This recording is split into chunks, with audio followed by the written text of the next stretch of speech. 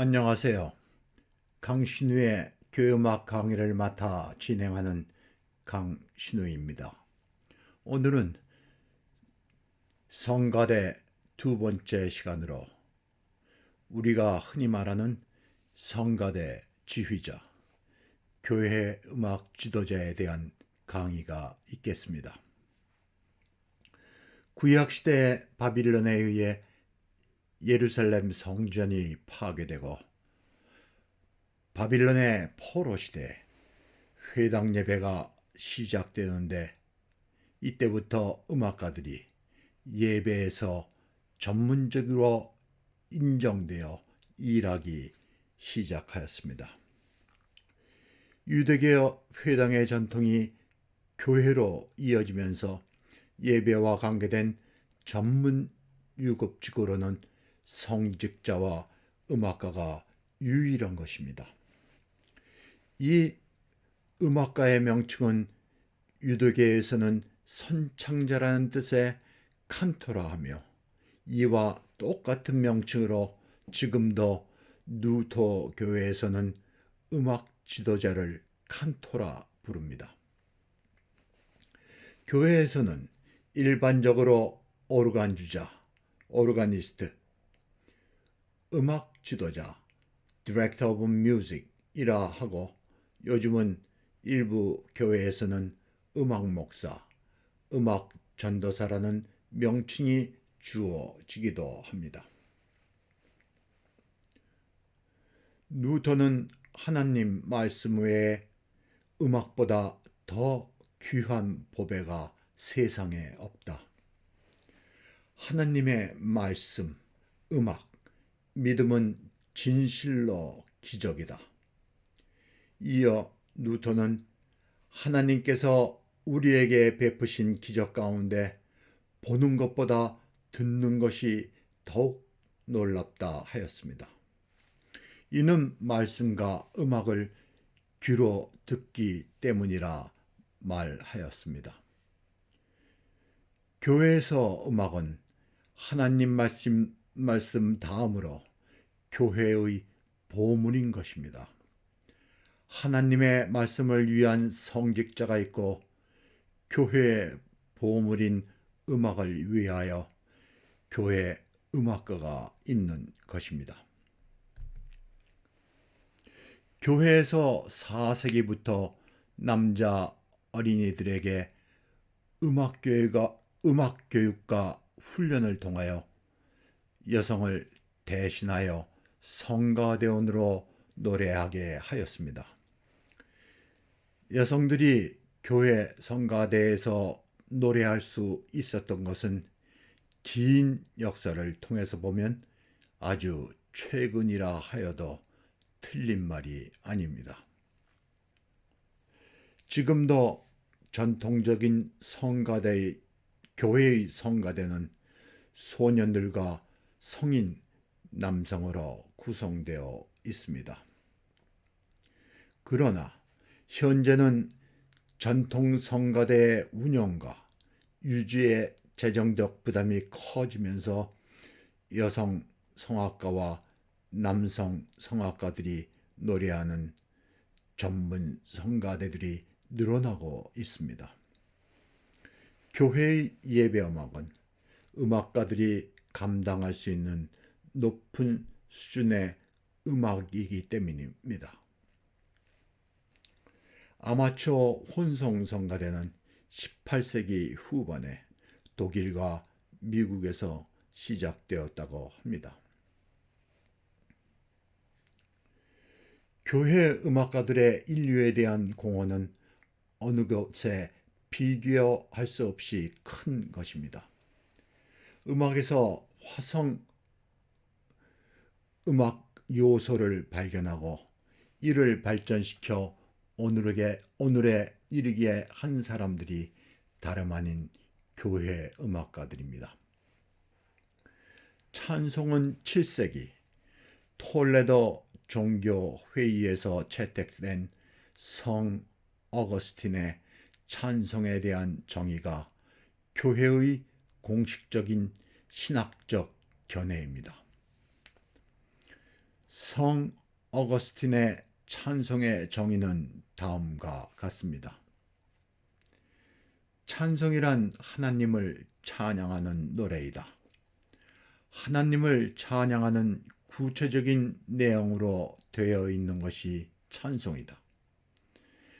만약 그 노래 가사에 찬양의 내용이 있고 하나님을 구체적으로 찬양한다 할지라도 노래로 불려지지 않으면 찬송이라 할 수 없다 라고 하였습니다.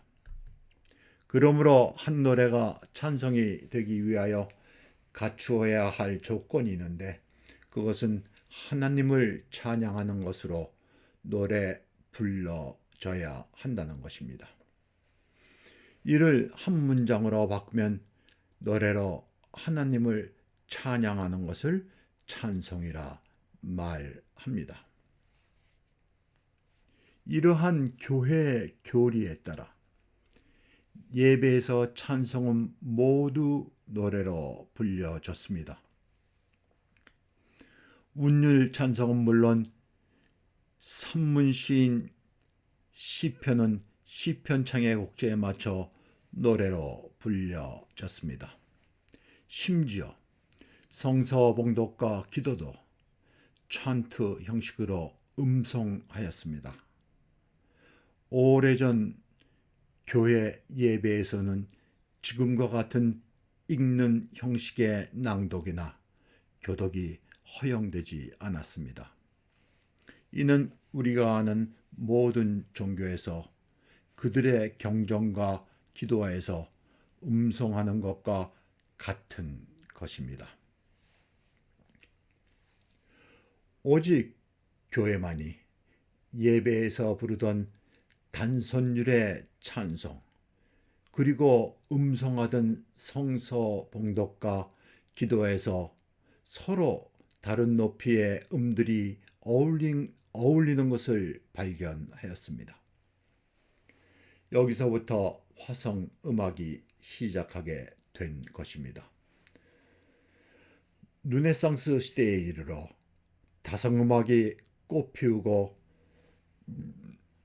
음악의 아버지라 불리는 누도교의 칸토인 요한 세바스찬 바하에 의해 장조와 단조의 음악 체계가 완성되면서 근대 화성음악이 시작되었던 것입니다. 중세에서 르네상스에 이르기까지 사용된 음계인 선법에 비하여 장조와 단조의 체계는 곡 도중에 조바꿈이 가능하여 변화 있는 화성의 진행과 풍부한 음향으로 음악이 표현할 수 있는 폭을 확대하였습니다. 이 화성의 발견과 발전, 그리고 완성이 교회 음악가들에 의한 것입니다. 하나님께서 우리에게 주신 선물인 음악을 우리 인류에게 보물로 만들어준 사람이 교회 음악가들입니다.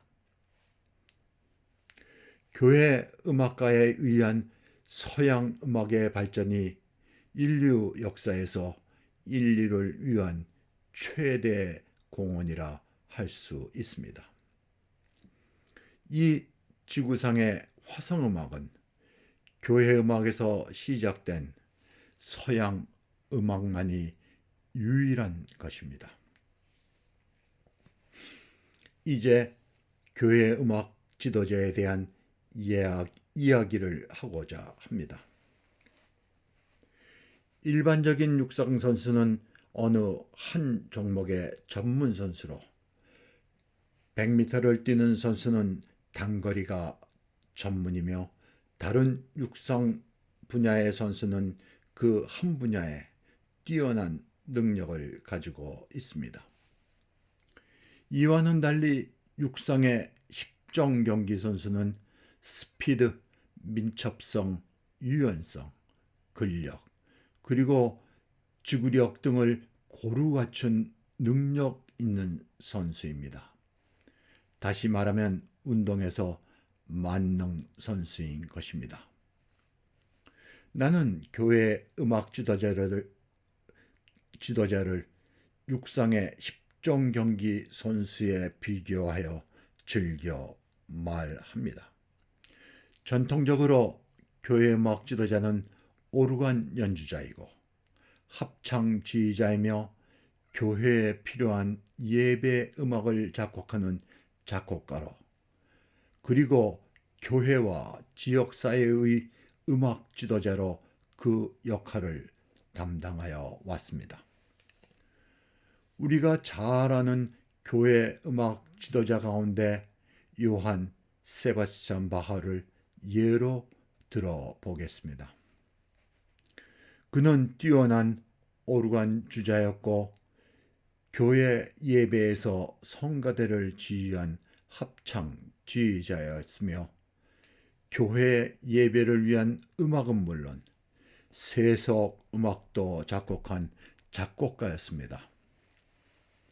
한편 그는 교회와 살고 있던 도시에서 음악은 물론 라틴어까지 가르치는 교사였던 것입니다. 이러한 서구 교회의 음악 지도자 역할이 지금도 교회에 이어져 오고 있습니다. 영국 교회에서 교회 음악 지도자들을 일반적으로 오르가니스트라 합니다. 이는 거의 모든 교회 음악 지도자들이 오르간 주자이기 때문입니다. 오르간 주자가 성가대 지휘를 맡아 하는 것은 영국 교회의 전통입니다.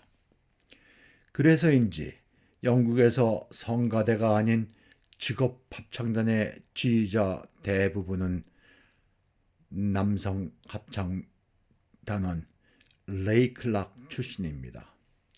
예를 들어보면 탈리스 스콜라, 식스틴스, 테네브레, 보체스 에이과 같은 직업 합창단 지휘자 모두가 남성 성가대 출신입니다. 합창음악에 관심 있는 사람은 유튜브에서 영문으로 합창단 이름을 검색하면 그들의 음악을 들을 수 있습니다. 성가대 지휘자가 오르간 주자이면 교회는 오르간 주자를 한 명 더 고용하지 않아도 되는 경제적인 이유와 빈번한 성가 연습에 지휘자가 스스로 반주하며 연습을 이끌어갈 수 있기 때문입니다. 보다 더 근본적인 이유는 성악을 비롯한 단선악기 연주자와 비교하여 오르간이나 피아노와 같은 화성악기 연주자가 음악적 능력에서 우위를 가질 수 있는 것입니다. 오케스트라 지휘자들 가운데 피아노 연주 능력이 뛰어난 사람들이 많은 것과 같은 이유입니다. 영국교회 예배에서 부오르간 주자나 오르간 스칼라들이 오르간 반주를 담당합니다. 이들이 경력을 쌓은 뒤에 성가대 지휘자로 성장하게 됩니다. 음악 지도자는 이들에게 성가대 연습과 예배에서 지휘를 맡겨 그들의 훈련과 경험을 쌓게 합니다. 교회 음악 지도자의 시작은 소년 성가대원 어린이가 오르간 공부를 시작하여 10대 중반과 후반에 오르간 스콜라로 예배에서 오르간 반주와 성가대 지휘 능력을 키웁니다. 대학에서 공부를 마친 뒤에 부오르간 주자로 일하게 됩니다. 교회 음악 지도자의 임무 가운데 하나가 이들을 교육하는 것입니다. 이러한 도제 교육을 통해 음악 지도자가 탄생하는 것입니다. 영국교회 각 성가대 역사의 기록을 보면 500년, 600년이 보통이며 심지어 800년의 역사를 가진 성가대도 있습니다. 영국 교회의 음악 지도자의 위상은 교회뿐만 아니라 사회적으로도 높은 것입니다. 우리가 아는 많은 수의 영국 음악가들이 교회의 음악 지도자였기에 그들의 자부심 또한 대단한 것입니다. 기록에 의하면 1240년에 우체스터 교회의 토마스라는 사람이 가장 오래전에 영국교회 오르간 주자입니다. 그 뒤를 이어 르네상스 시대에는 토마스 탈리스, 윌리엄 버드, 올란도 기본스, 바로크 시대엔 헨리 퍼셀, 이후에 찰스 웨슬리의 손자인 사무엘 웨슬리 등이 서양 음악 역사에 이름을 남긴 음악가들이 헤아릴 수 없이 많습니다. 영국 교회들은 교회마다 역대 모든 오르간주자 명단이 있는데 종종 우리가 아는 이름이 발견되곤 합니다.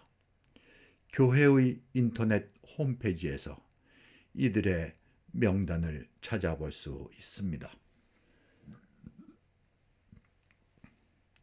앞서 말한 바와 같이 이들은 어려서부터 교회에서 소년 성가대원으로 음악 교육을 받으며 성장하여 찬송가 예배의 음악은 물론 교회의 전통 예배 의식의 전문 지식과 경험을 가지고 있어 교회 문화 발전과 계승에 크게 이바지하고 있습니다. 소년 성가대원은 흔히 교회의 보배라 말합니다.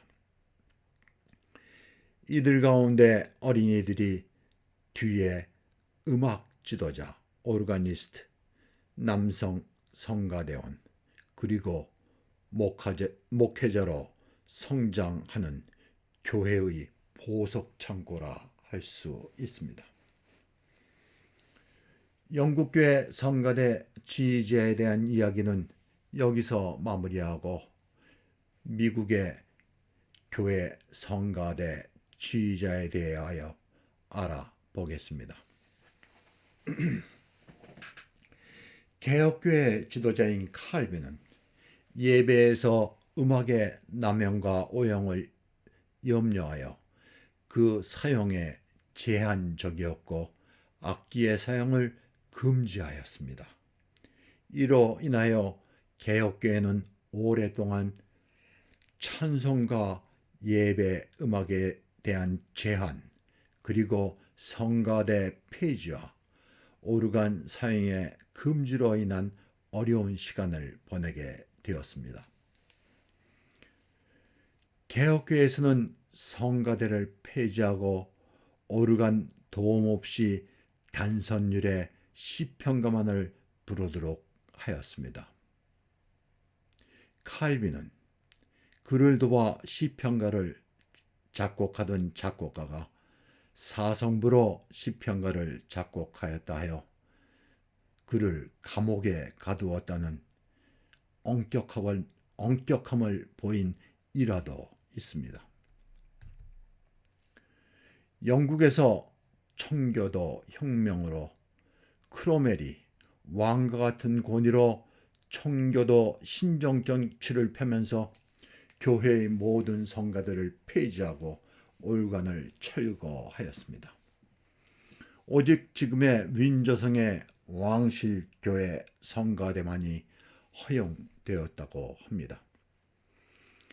캠브리지 대학교 킹스 칼리지 성가대 역사를 보면 크로멜 시대에 성가대가 폐지되어 소년 성가대원이 변성으로 교회를 떠나게 되고 오르간은 철거되었다는 것입니다. 오르간 주자와 콰이어 마스터에게 대학이 호의로 급료를 지불하여 생활에 도움을 주었다는 기록이 남아 있습니다. 그 기간이 10년 남짓하여 다행이지 오래되었으면 지금의 영국교회 성가대가 어떠했을지 생각마저 하기 어렵습니다. 파괴는 쉬워도 이를 회복하거나 복원하기는 쉽지 않은 일입니다. 미국의 개혁교회는 악기의 도움을 받을 수 없어 교인 가운데 한 사람이 시편가 한 줄을 부르면 회중이 따라 부르는 형편이었습니다. 이러한 열악한 환경에서 찬송가를 지도하는 순회 교사들이 말이나 마차를 타고 이 마을 저 마을 다니며 자신이 만든 찬송가를 판매하며 보급하였으며 찬송을 가르쳤습니다. 찬송학교 운동이 시작되면서 찬송가 부르기와 보다 체계적인 음악 교육이 시작되었습니다. 19세기 말에 복음가 작곡가인 블리스가 찬송 순회교사로 일하다가 부흥 집회의 복음가 가수로 활약했다는 기록을 보아도 미국의 찬송교육과 발전이 본격적으로 시작된 시기가 그리 오래된 것 같지 않습니다.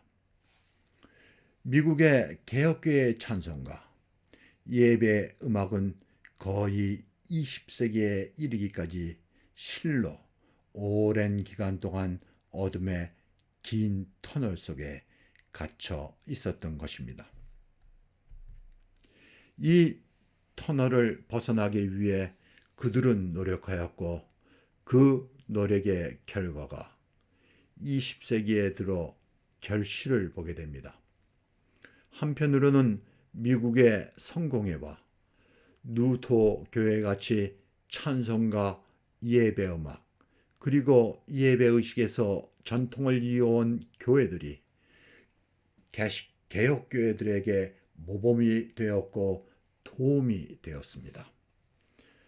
지금 미국의 개혁교회는 성가대는 물론 예배 음악이 높은 수준에 이르렀고 일부 교회는 전임 교회 음악 지도자는 물론 성악가들만으로 구성된 전문 성가대가 있는 교회들도 있습니다. 미국의 성공회 교회에서 영국교회 출신 음악 지도자들도 미국 교회에서 활동하고 있습니다. 여름 휴가 기간에 미국 성공회 성가대들이 영국을 방문하여 실제 예배를 인도하는 등 활발히 교류하고 있습니다. 미국 교회들 역시 성가대 지휘자로 오르간 주자를 선호하나 합창지휘만을 전문으로 하는 지휘자들도 적지 않습니다. 미국 성공회 교회와 누토 교회는 전임 음악 지도자가 일반적이며 장로교회와 같은 개혁교회 그리고 감리교회의 큰 교회들 가운데 전임 음악 지도자가 있는 교회들이 많이 있습니다. 이 강의를 통해 알게 된 것은 교회에 전문 음악 지도자 제도가 없으면 찬송가, 예배음악 그리고 예배의 발전은 기대할 수 없다는 것입니다. 오늘 강의는 여기서 마무리하겠습니다. 다음 강의는 성가대에 대한 세 번째 시간으로 한국 교회의 교회 음악 지도자와 성가대에 대한 내용으로 준비하겠습니다. 감사합니다.